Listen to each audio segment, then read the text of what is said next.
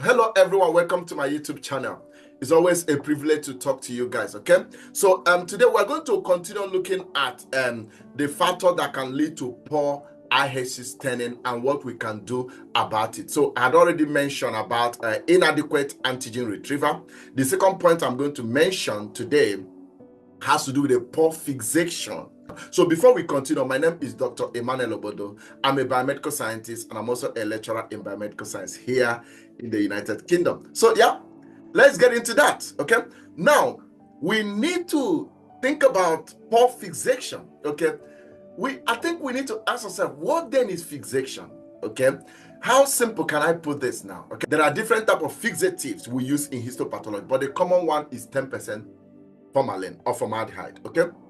Now, what then happen is this. Why do we fix? From the word fix, why do we fix?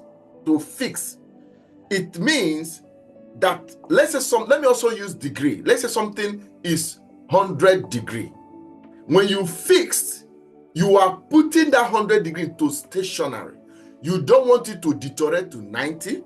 You don't also want something to make it to be maybe 120. So you want to keep it. So we fix to make sure that we stop any biological activities, okay, that could lead to either deterioration of that very cell or tissue, as the case may be. So we fix to keep intact all the component structure of that very cell as it is when we collected it. So these are just I'm just trying to give us a simple definition. So what it means is that when we don't fix properly, if there is poor fixation, that could then affect the sample. Poor fixation could mean, for example, maybe there is underfixative or underfixation, or maybe there is something like overfixation. What do I mean by underfixation? What do I mean by overfixation? When we say underfixation, there are two ways I want you to look at it. Two ways I want you to look at it. Number one, look at it in terms of, that in histopathology, it's recommended that the fixation, or the fixative rather, should cover the whole sample, okay? Now, if you put a sample in a container and add fixative, or there's a fixative and you add a sample, if the fixative does not cover all the sample, that approach, that aim of fixation cannot be achieved, because that aspect that is not properly covered by fixative, deterioration can happen from that place and it can go down and of course affect the tissue or the cells, as the case may be, okay? Now, what if, okay, that is not the problem, but you overfix the tissue. So when you also overfix, that could also cause a problem. I'd already answered that, okay? So if immunohistochemistry, IHC, tend to use antibody to bind antigen, that antigen needs to be properly fixed. It has to be intact. For it to be intact, for it to be preserved until when it is examined, okay? For it to be preserved, we need to expose it to a fixative, okay? So I'm saying that if there is underfixative, it will affect it. And of course, if there is also overfixative, it can also affect it, okay? Now, let's talk about it. Now, if there is underfixation, obviously there's going to be deterioration, okay? Remember, the essence of fixing is to prevent autolysis or maybe necrosis, okay? To prevent necrosis or autolysis, okay? Now, why did I say that? So, underfixation can destroy the antigen because the cells or the tissue will deteriorate. And that deterioration or that necrosis means that the antigen you want the antibody to bind has deteriorated. And that can lead to poor staining. I hope that makes sense. Yeah?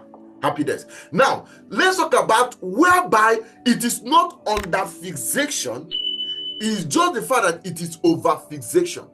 Now, when there is overfixation, autolysis may not happen, necrosis may not happen, but what is likely to happen then, as mentioned in the inadequate antigen retrieval, is that this fixative may then mask the antigen, okay? When they mask the antigen, it will also be difficult for the antibody to be able to detect adequate antigen and give you the result. So now, you've seen how the poor fixation can lead to poor IHC staining, because that could be either due to underfixation or overfixation. When it is underfixation, there's going to be autolysis or necrosis, thereby destroying or deteriorating the antigen, making it difficult for the antibody to detect proper antigen, and that could lead to the pore staining. If it is overfixation, obviously what it then means is that fixative can mask the antigen, again making it difficult for the antigen to be for the antibody to bind the targeted antigen. I hope that makes sense. Yeah, happy days. Now, what do we then do to correct that? What you need to do, obviously, is to optimize. Find out, ask yourself, what is the recommended? If you don't know the recommended, then you need to optimize to be able to detect what is the recommended time of fixation. It's important that you know the recommended time of fixation so that you're not going to fix under or over. I hope that makes sense, okay? So there has to be recommended time of fixation, especially this can be more when it comes to under fixation, okay? So you need to find out the recommended time of fixation. I think ideally you are looking at something like maybe 6 hours to maybe 24 hours as the case may be, okay? And of course it's dependent on the type of the tissue or the size of the tissue, but anyway, typically you're looking at something like 6 hours or 12 hours, okay? But again, what it means when we fix something under, then that tissue will deteriorate, and that is why the antibody may find it difficult to bind. Now, another one is that what of a situation whereby you have, not because you have adequate fixative, and of course you are fixed at the appropriate time.